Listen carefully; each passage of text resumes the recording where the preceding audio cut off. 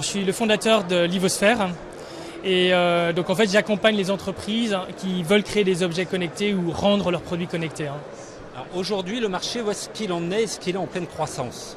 Écoutez, effectivement, il est en pleine croissance. Alors c'est vrai parfois on a l'impression qu'il y a une bulle en fait de start-up, d'objets connectés. Ce qui est en train de se transformer, c'est que de plus en plus ce sont des entreprises qui sont traditionnelles, qui commencent à créer leurs objets connectés parce qu'ils se rendent compte qu'elles peuvent rendre un service à leurs propres clients. C'est-à-dire qu'aujourd'hui, ça peut s'appliquer à tous les domaines. Ah oui, ça s'applique dans tous les domaines. Alors en particulier dans le domaine de la santé et de la maison. Mais par exemple, je vais donner un exemple tout bête.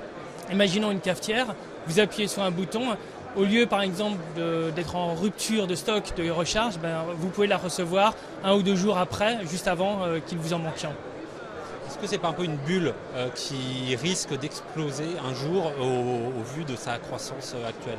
Alors je pense qu'il va y avoir un certain nombre d'entreprises qui vont effectivement en 2015-2016 vont avoir un peu de difficultés parce qu'il y a énormément, comme il y a eu lieu pour Internet, il y a eu énormément d'entreprises qui sont créées. Néanmoins, comme toute chose, ça va devenir de plus en plus important parce qu'il y a une chose qui est essentielle, c'est qu'on crée un lien direct avec son client, on crée un lien direct avec son utilisateur. Et tout à coup, on peut apporter des choses nouvelles.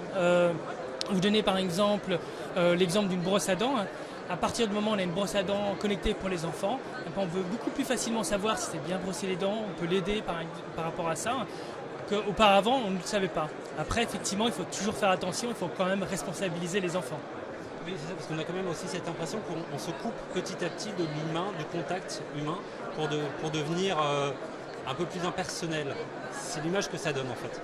Mais je pense qu'après, chaque objet peut être utilisé d'une manière ou d'une autre. Après, c'est la responsabilité, par exemple, des parents pour une brosse à dents, ou par exemple, lorsqu'on a un capteur d'activité, s'il vous alerte et à ce moment-là vous incite à faire, par exemple, d'aller chez le médecin ou vous permet de rencontrer d'autres personnes, c'est une bonne chose. Si après, il l'empêche d'être en lien avec d'autres personnes, ça ne va pas.